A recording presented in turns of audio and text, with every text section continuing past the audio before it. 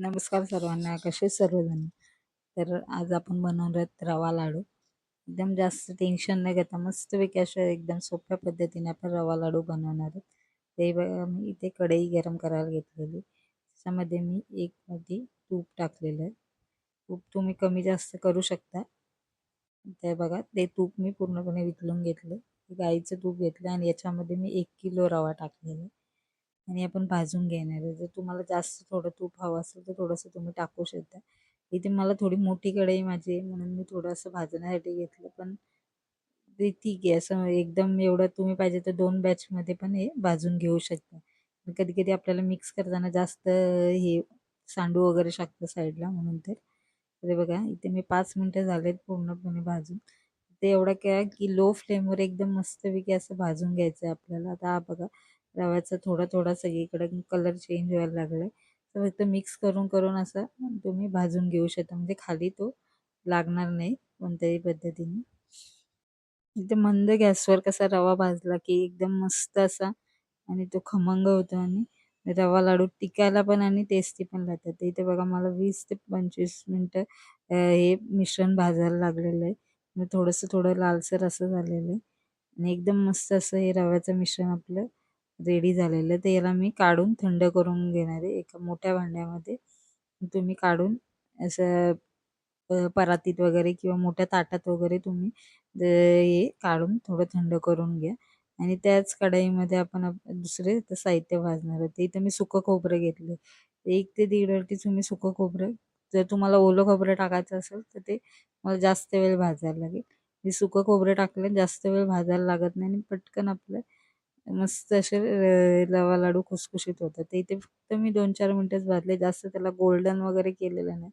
कारण त्याचा करपटपणा, वास नको यायला. फक्त की लाडू खराब नको व्हायला त्याच्यासाठी थोडं भाजून घेतलेलं चांगलं असतं आणि टिकण्यासाठी जास्त कारण ते जास्त टिकतील त्याच्यासाठी. तर इथे बघा, मी ड्रायफ्रूट जे तुम्हाला हवेत ते घेऊ शकता, जसे काजू, बदाम, पिस्ता.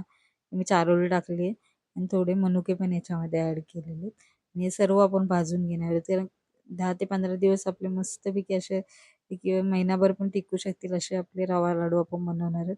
जास्त दिवस आपण ते राहत तर नाहीच, लगेच संपून जातात. पण त्याच्यासाठी हे ड्रायफ्रूट वगैरे कसे खराब नको व्हायला. त्यामुळे मस्तपैकी थोडा वेळ तरी त्यांना 3-4 मिनिटं असे भाजून घेतले. तर बघा, मी कोणताच कलर खोबऱ्याचा पण चेंज केला नाही आणि याचा पण.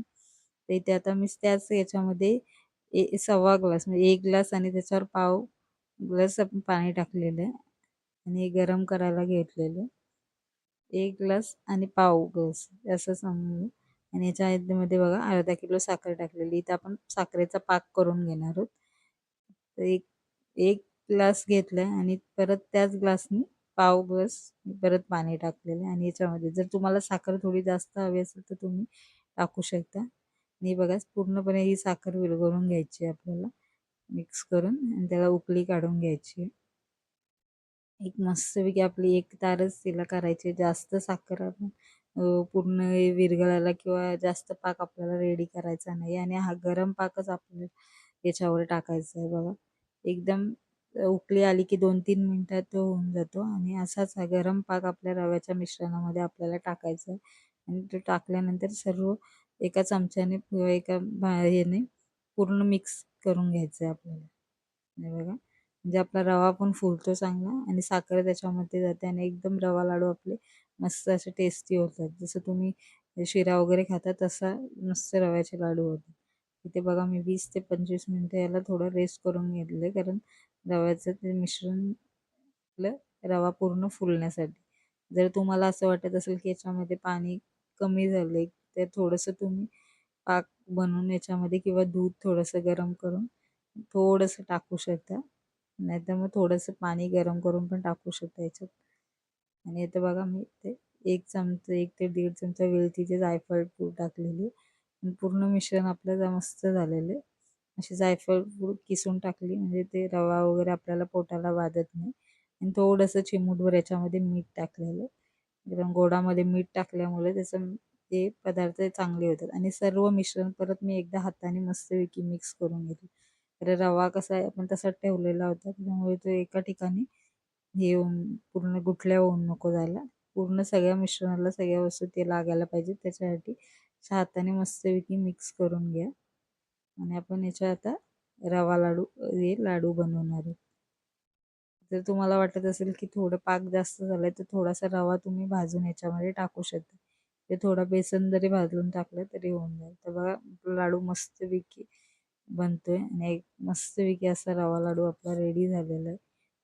हे बघा जास्त वेळ पण लागत नाही आणि जास्त वेळ मस्तपैकी असं टेस्टी असे रवा लाडू झालेले. तर ह्या 1 किलोच्या मिश्रणापासून माझे 45च्या वरती 47-48 50 लाडू रेडी झाले होते. आणि मीडियम साईज असेल तर त्याचे मस्तपैकी असे लाडू तयार होतात आणि तुम्ही आरामशीर 1 महिना ते 15 दिवस टिकून बघा किती मस्त असे टेस्टी लाडू.